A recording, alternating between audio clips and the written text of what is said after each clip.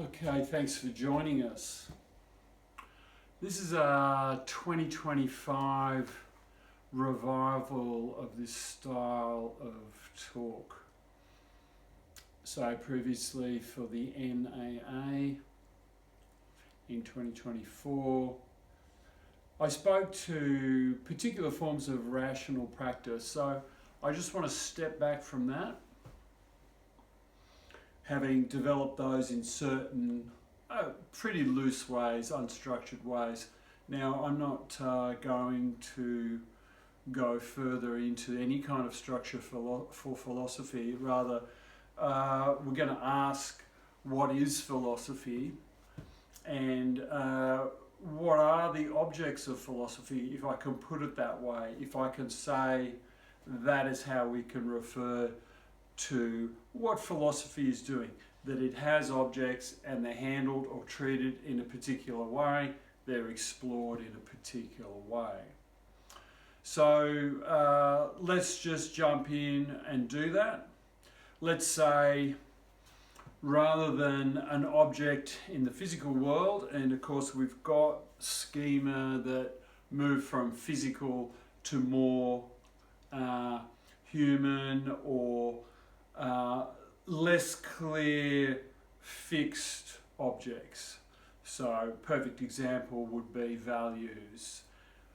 Now we can speak about values, and part of the previous series was in fact establishing the values of particular kinds of practices and where their limits were. So subjectivism and idealism, universalism. So where we round them out and we say this is universalism, we're abbreviating, but we're also making mention of the phenomenon of their limits. So can you mount an argument and say universalism is of no great weight because ultimately we can't put a finger on it? It is rather more a presupposition in many judgments. So that will be an example. So the objects of philosophy, when I say that, you might as well say the topics or the issues of philosophy. But the topics of philosophy would be the more traditional names, such as metaphysics, ethics, ontology, epistemology, aesthetics. They're topics of philosophy. Whereas what philosophy does, how it treats its subject matter or its objects, if you like. There's our subject-object relation again.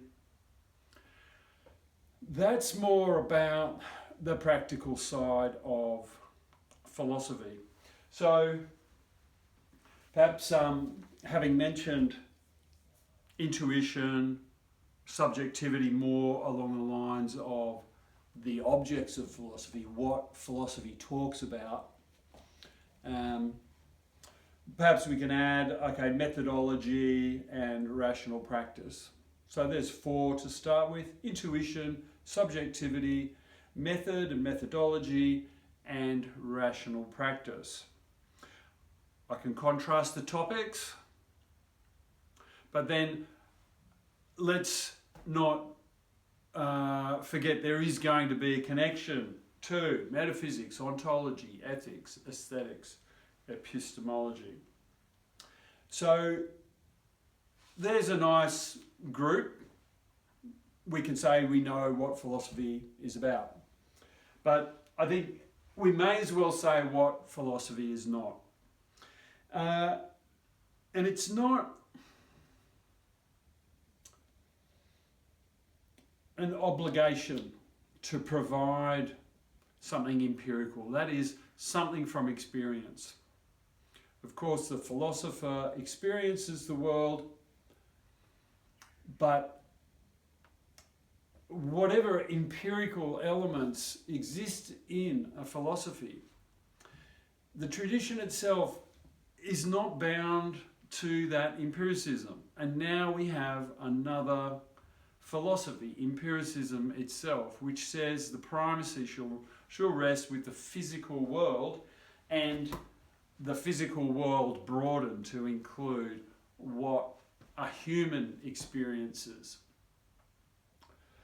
So that's very loose. I just want to point that out. I may not be strongly empirical. However, I'll be strongly psychological.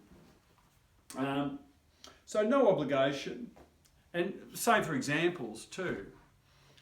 Philosophy could kick along without examples. Could just speak about argument, both formal and informal. Could speak about how we've gone about speaking about history.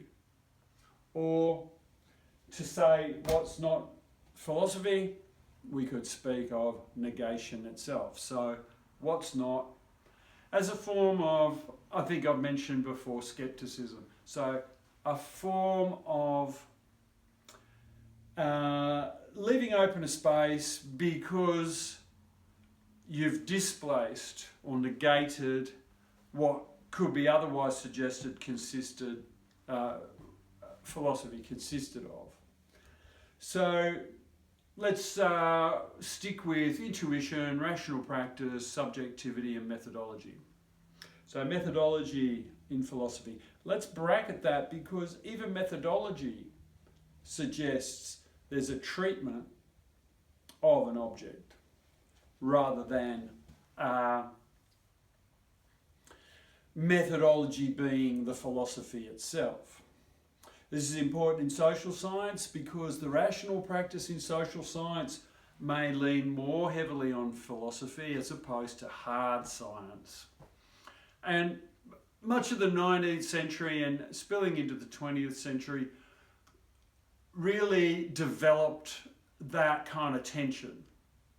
And we need to acknowledge that because if we want to do social science, for example, or if we want to do history, we want to have a methodology that's sound.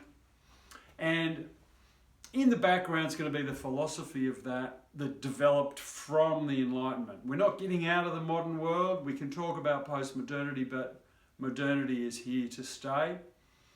And so that development of rational practice in the 19th and 20th century is going to touch on methodology and then look to science for a guide, but then we'd turn to the soft science or the more sociological approach, which has to make assumptions about, well, the human subject and human nature, if you like.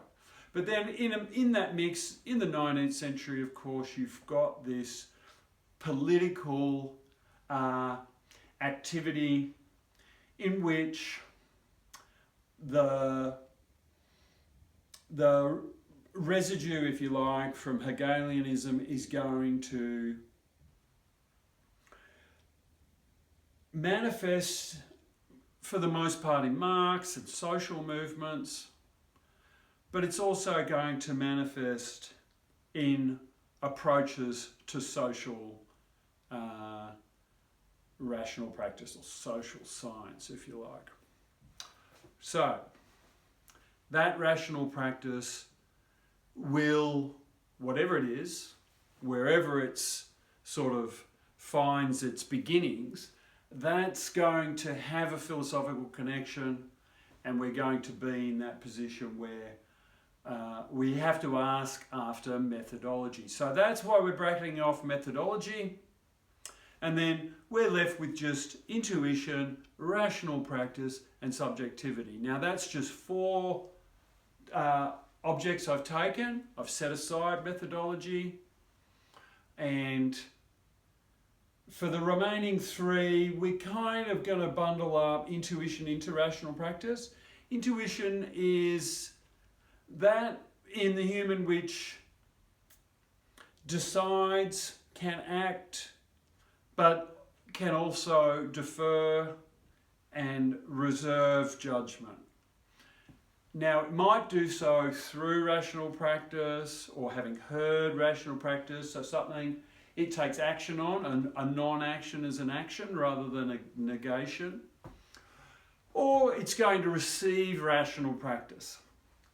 It's going to receive the claims of the modern rational man or woman, making statements about the world, presenting judgments about the world. So here again, judgments about the world, opinions about the world. I've already said I'm not drawing on, or philosophy need not draw on, is not obliged to draw on examples, nor draw from experience. And the people who practice rationality do make it about the world, do make it about politics, do make it about events, and you have a stronger sense of objectivity when they do that. So, for my part, the emphasis is the remaining item, that is subjectivity. So subjectivity is a concept, but also, as I say, as an object of philosophy. Can we bundle rationality and intuition into the subject and have subjectivity as a special kind of concept? I suppose you can do that, but you are back at that similar kind of problem that social science faced at the turn of the 19th century. How should we develop a method? Sociology, for example, or social science is not going to have an object like physics has an object. So there's that kind of issue. Does philosophy have that kind of issue? Yes and no. Philosophy may be lent on by other disciplines, but the relationships are strongly historical. So modernity, for all its rational practice, is, when you get down to it, it's an historical event. And it's an historical event for subjects like us. So for people who can be, for the most part, described as living a modern subjectivity. Now, modern subjectivity is typically, in the West, Christian subjectivity. That is all now on the move. Globalization is a significant feature of subjectivity now. So, more soon.